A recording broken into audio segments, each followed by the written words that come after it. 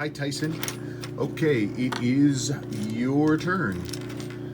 Thank you so much for your patience and for waiting. This is an extraordinarily nice condition, entirely original bullhead that your father bought for you as a gift in 1991. I don't know where he would have found one of these in this condition at that point, but he did. He had it personalized for you. It's a really nice watch. Really nice watch. The only cosmetic issues were got some lume loss here and a couple reset hits. I can fix all of these things. I have original lume. I can patch this hole, and I have the right paint to be able to patch these as well. It'll look quite good when we're done. Dial lume looks great. It's a nice insert too. Look at how clean actually the insert is. Good finishing. One of Seiko's most complex case jobs.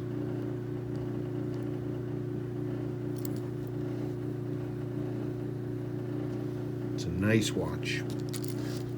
I'm looking forward to bringing this one back for you. So I guess let's start the day.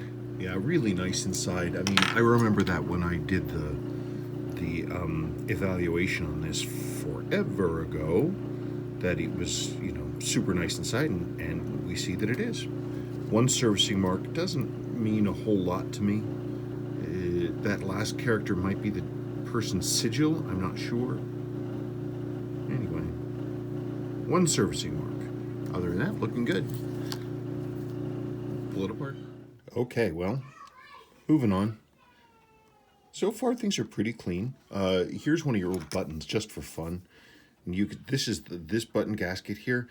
It does the thing that these old gaskets do because of the rubber. They oxidize and they get just rock hard, just hard as plastic. Anyway, this seal material, this was rubber once, but then it just turns into this. It oxidizes and turns into this just plastic material. It just comes apart. The nice thing is that we finally went ahead and had the button and crown gaskets for these watches recreated, brand new, reverse engineered, CAD, and they're identical to the originals, but we're having them made out of a different kind of rubber called Viton, and Viton does not oxidize. It will be good for a long time. It's a much more expensive option, but it's what we wanted to do. So we're going with Viton, and that's what your watch is gonna get. Exciting stuff.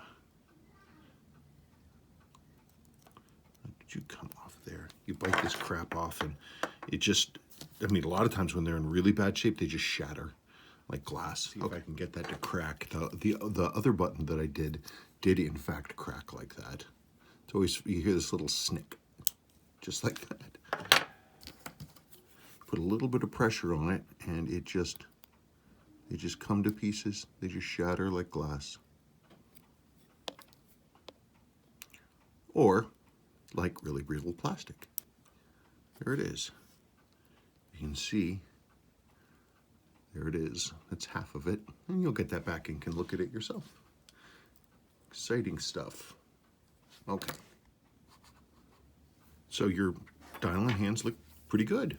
I mean, more than pretty good. They look great. A lot of times when they have been serviced a lot, you'll see all this scratching around these subdials because people just they don't take care to protect the dial, and it's just one of those things. This is what happens when a reset gets done, where this sweep hand is down in this area and the other hand is up here, because the reset force from this can be enough that if it resets hard enough, this hand can flex as it comes up and it'll whack that hand. And you can see it happen a couple, 3 times. I'll fix that up. It's going to look a lot better. Your dial lume looks awesome. It's really nice. Yeah, you see that wants a lot of force to try to return. But it needs to be serviced, so I'm not going to bother really honking on that right now. I did a gentle reset so I could see how it was going. I want to see how this goes first. They're a little misaligned. This isn't a big deal. I can reset both these hands. It's just interesting. That looks like this. Your sweep hand, this happens, this is another thing. When these big hits happen, this reset damage, what it can do is it can also twist and shock the tube on this hand, and you'll notice it no longer aligns properly. It's off to one side. So I'll do my best to try to correct that. I don't know that I'm going to be able to, but I will try. But that is yet another reason why we need to be careful doing resets, because you can jack that up. Okay, so here is the movement. It's out of the case. Dial and hands are off. Dial is dated February 75, in case you care, 5/2. I mean, it looks pretty good. Didn't have a lot of wear.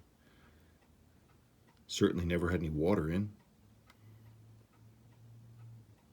Nice. Nice. Okay, now here's something interesting. At least I think it's interesting. Okay.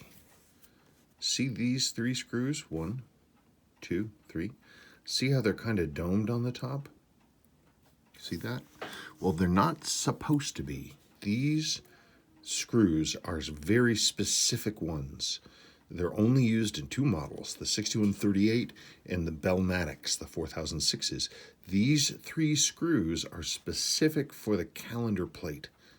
So the person who did the work on this did not know that and assumed that they went here because there's 3 holes here.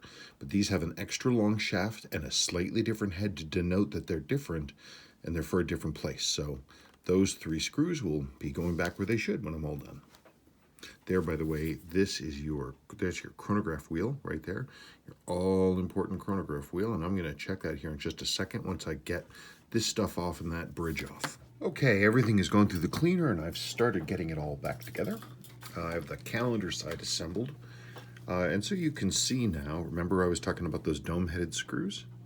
There they are, versus the regular kind of bridge screws, which are these.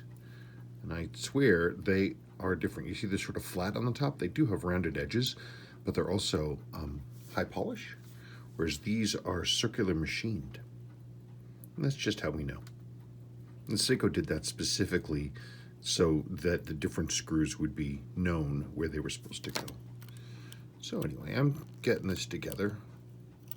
There's your quick set lever.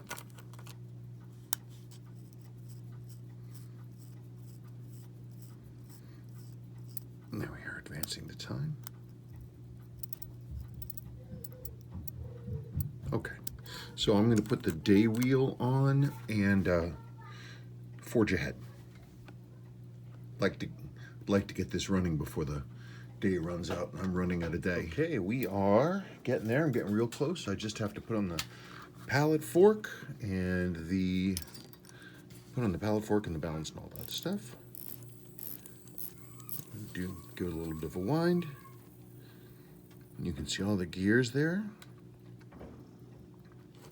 So let me go do that. Getting there. And there we go. She's running.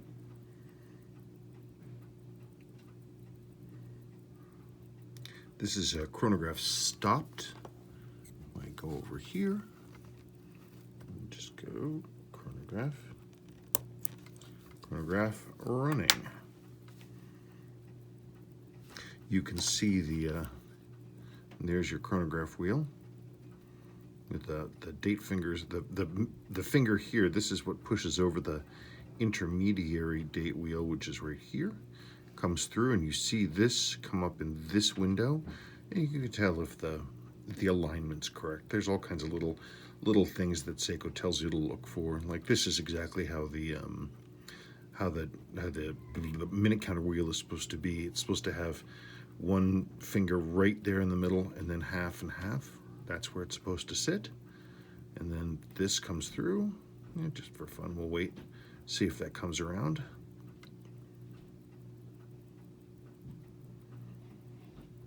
We should see it coming out in that window here in just a second. There it is. Click. That's exactly what we want to see. Okay, cool. So I'm gonna check the numbers real quick, but then I'm gonna pull the plug and let it sit for the weekend because it's Friday and I want to be able to get this rolling but it looks like we got good amplitude. Let me power it up. Okay, as you can see, these are the preliminary numbers. We've got some beat error, and obviously it's gaining. Amplitude is okay to start. Let me just adjust that out real quick. Okay, so I'm gonna let this run in then over the weekend. It's a little noisy on the pallet fork, but I'll check that and see. But the numbers are rising, and as they fall. But generally the numbers are rising, and so far the output looks decent. It's a runner, obviously, so let's keep the music going, let it run through the weekend, and then I'll check and if it's good on Monday morning, then I will just push ahead and then do testing after that. And so that, I guess, is that for the weekend. And it's thinking thoughts. Okay, talk to you on Monday. Hi, Tyson. Okay, so here we go. And there it is. Thank you for your patience. That is a nice example, isn't it? I mean, you know it's a nice example, but boy, that's a nice example. I was able to get the sweep a little bit closer, but I didn't want to really honk on it to try to get it any closer, so that's where it is. Everything resets as it should. Both of these sub-registers are now straight up and down like they were not before. I have repaired the loom and the paint on the minute hand, and the rest of it is exactly the same.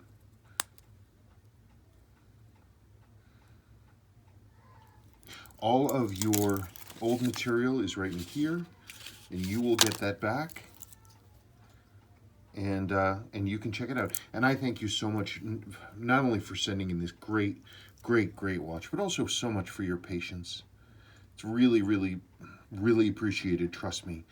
It took far longer than I ever anticipated, but it's ready to go, and I look forward to you wearing it for many years.